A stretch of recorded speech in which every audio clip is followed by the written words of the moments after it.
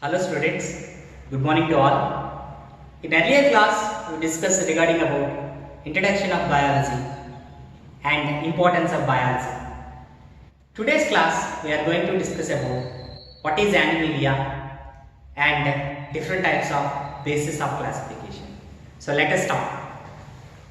So animalia, in earlier class we discussed what is animalia. Animalia are metazoa or animal kingdom. All the animals are grouped in under the animalia or animal kingdom or metazoa. So animalia or metazoa majorly classified into two different subkingdoms. Animalia or metazoa classified into two major subkingdoms. Those are parazoa and eumetazoa. The animalia or metazoa classified into two subkingdoms, that is parazoa and eumetazoa, based on presence and absence of primary germ layers. The animalia divided into the kingdom animalia divided into two subkingdoms, parazoa and eumetazoa, based on presence and absence of primary germ layers. So primary germ layers, what are primary germ layers? At the time of embryonic development of the organisms, the primary germ layers formation takes place from the embryo, and from the primary germ layers, all the body parts formation takes place. Suppose for example, digestive system and respiratory system and reproductive system, all the different types of the body parts formed by primary germ layers. So that only it is called primary germ layers. So what are primary germ layers? Primary germ layers are ectoderm, endoderm and mesoderm. These three are called primary germ layers. Ectoderm, endoderm and mesoderm. These three membranes are called primary germ layers.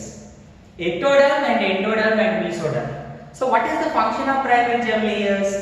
Primary germ layers, from the primary germ layers, all the body parts formation takes place, right? So that these are called primary germ layers. Based on presence and absence of primary germ layers, kingdom animalia divided into parazoa and eumetazoa. Parazoa subkingdom without true primary germ layers. In the group of parazoa organisms without true primary germ layers, two true primary germ layers are absent, not presented in the subkingdom parazoa. So the organisms, the animals do not have the true primary germ layers are absent. Such type of the organisms are grouped under parazoa subkingdom. So example, phylum Porifera. Phylum Porifera is the example for parazoa. Phylum Porifera, commonly called as sponges. So sponges or porifera do not have true primary germ layers. Lack of primary germ layers. Those are considered as parazoa. Right? So regarding about phylums we will discuss in further classes. So phylum Porifera is the example. So which are parazoans? In animal kingdom, which are parazoans? Phylum Poriferans are parazoans. What is the reason? Poriferans are called parazoans because poriferans do not have true primary germ layers. So that is parazoa, right? And next one, eumetazoa. Eu means true. Eumetazoans, the true animals. The true animals means that these are consist with true primary germ layers. These organisms are consist with true primary germ layers. So what are true primary germ layers? There is ectoderm, endoderm and mesoderm. So such type of the organisms are called eumetazoa. So such type of the organisms are under the group of eumetazoans. Eumetazoa subkingdom consists with true primary germ layers. With the organisms which consist with true primary germ layers, such organisms are called eumetazoans. Such organisms under the group of eumetazoans. So these organisms consist with three primary germ layers either 2 or 3. We will discuss in further classes regarding about primary germ layers.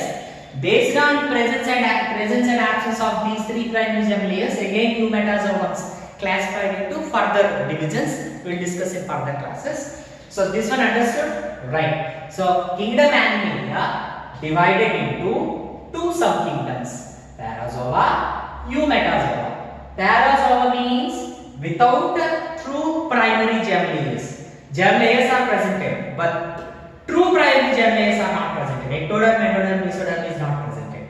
Such type of the organisms under the Parazoa. So what are Parazoa examples? That is phylum Porifera or Parazoa. Right? And Eumetazoans.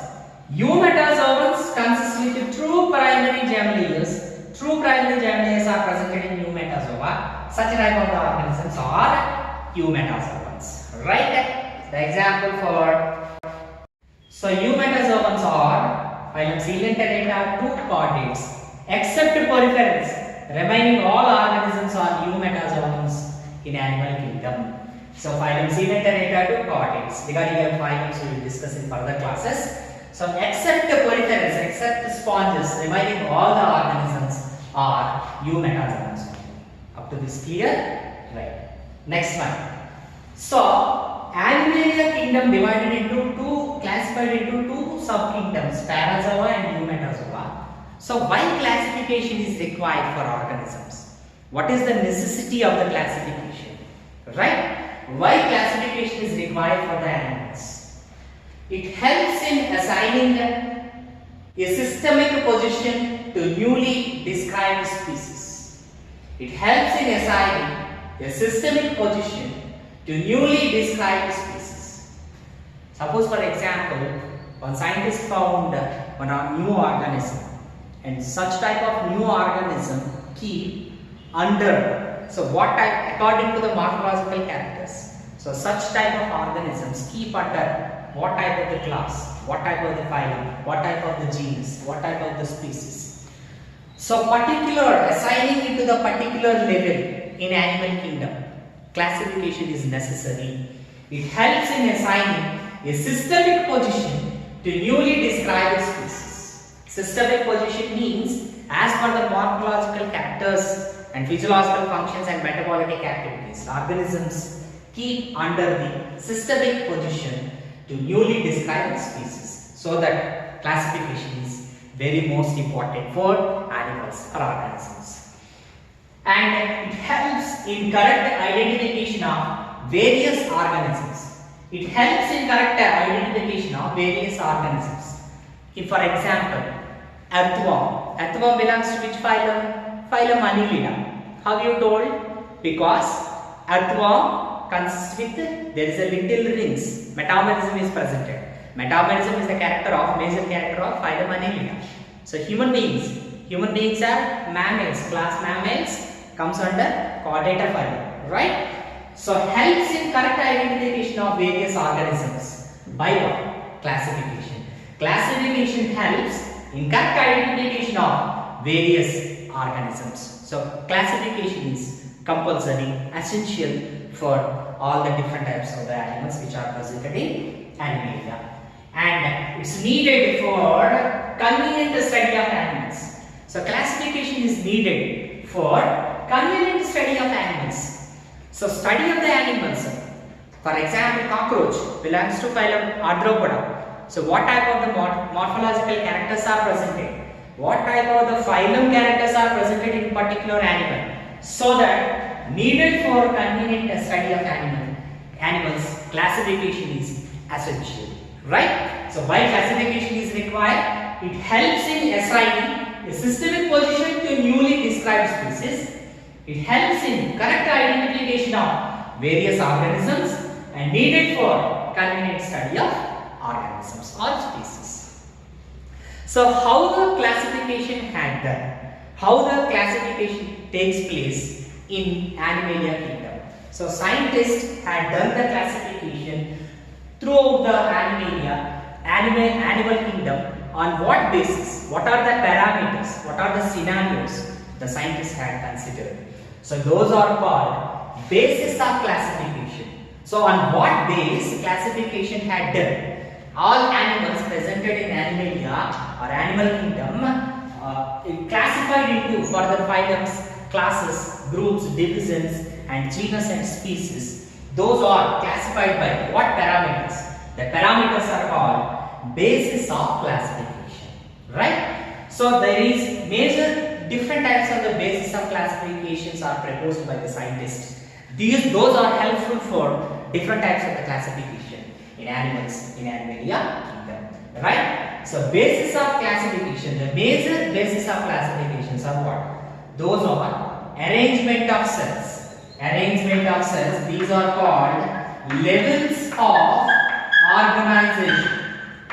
Levels of organization, arrangement of cells. Based on the arrangement of the cells, levels of organization, animals, all the animals which are presented in Animalia kingdom further classified into different types, right? We will discuss further, right? Arrangement of cells, those are called levels of organization. Next one, body symmetry, the symmetry, body symmetry. And next one, nature of coelom, the nature of a coelom, the types of coelom. Based on that also, the animals are further classified into different types. And segmentation, the presence of segmentation, this is metabolism. Segmentation or metabolism, right? And notochord and gut. So these are considered as basis of classification. These are all characters are called basis of classification. Arrangement of cells, levels of organization, body symmetry and nature of coelom, and segmentation with the metabolism. Next, notochord and gut. So there is different types of the varieties are presented, different types are presented in this basis of classification. Based on this basis of classification, all the animals which are presented in the Animalia kingdom are further classified into different phylums, genus and species, right? Up to this clear? In the next class, we are going to discuss about the description of basis of classification, right? Thank you. Bye.